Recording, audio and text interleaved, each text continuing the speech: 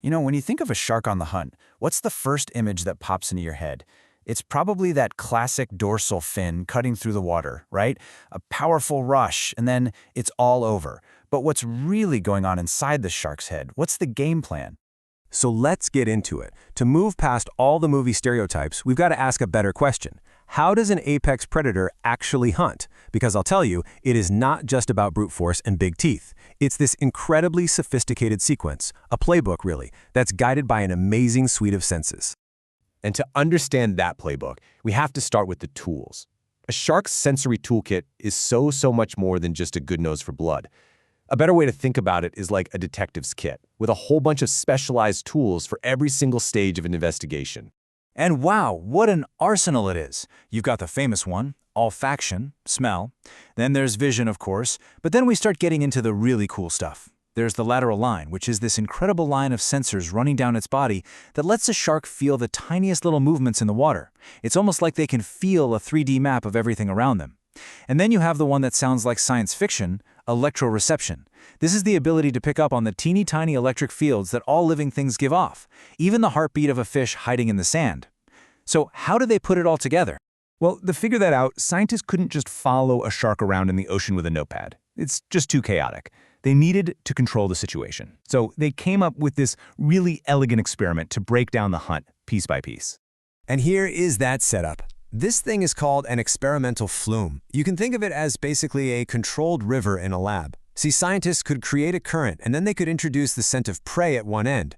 By using different covers and barriers, they could basically turn the shark's senses on and off. They could block its vision or block its sense of smell to figure out exactly which tool it was using for each part of the hunt. Pretty clever.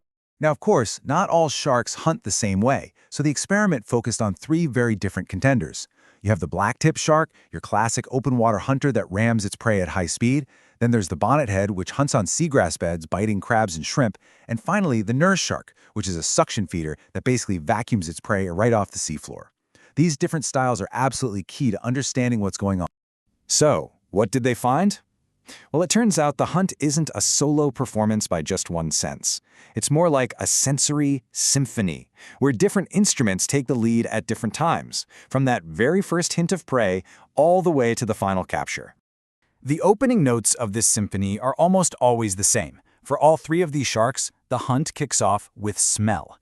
We're talking from over 700 centimeters away. That first whiff of a potential meal gets carried on the current. That odor plume is the starting pistol. It tells the shark, hey, food is that way, and the search begins. Okay, so once the scent is in the water, the tracking phase starts. But here's the thing, smell alone isn't a GPS. It tells you there's a party happening, but it doesn't give you the exact address. As the shark gets closer, it needs a directional cue, and that's where vision or that lateral line comes into play. They help the shark navigate the current. So, the odor provides the motivation, but these other senses provide the map. And this is where their strategies just completely diverge, the moment they decide to go for it. Just look at these striking distances. The blacktip launches its attack from over 2 meters away. Meanwhile, the nurse shark waits until it's just 12 centimeters away, practically on top of its food. This just perfectly shows you how different their game plans are.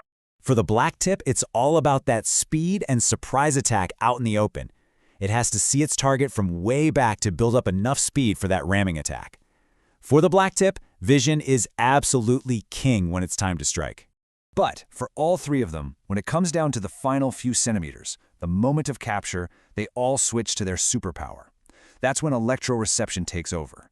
It's this incredibly precise sense that lets them detect the prey's bioelectric field, and it guides the final, split-second timing of the bite itself. So we have this really elegant hierarchy of senses. But this is where the research found something even more amazing. What happens if one of those key senses isn't working? What if a blacktip is hunting in murky water and it can't see? And the answer is, they adapt. The scientists found that sharks have this amazing behavioral plasticity. That's a fancy way of saying that when one sense was blocked, they could often just switch to a backup to get the job done. If a blacktip couldn't see, it would just switch to using its lateral line to guide a much closer range strike. They improvise. But there's a limit to that improvisation. Get this. On the left, you see a bonnethead shark, business as usual, snagging a shrimp. No problem. But on the right, the scientists blocked its electrosense. The shark physically bumps right into the prey and does nothing. It doesn't even get the signal to open its mouth. The capture fails completely. It just shows how absolutely essential that one sense is for the final, critical step. And that is the big aha moment here. Sharks aren't just pre-programmed robots following a scent trail. They are dynamic, thinking predators.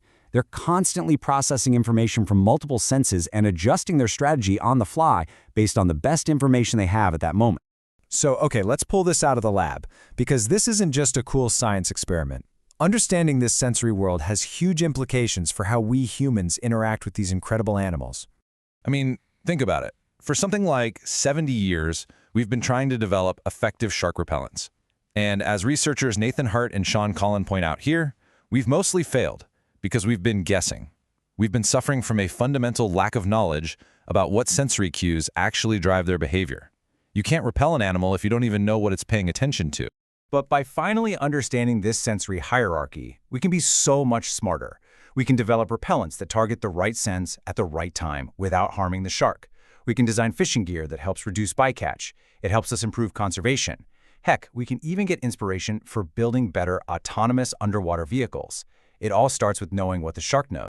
And that really leads to the biggest question of all. For centuries, we viewed sharks as these kind of one-dimensional movie monsters.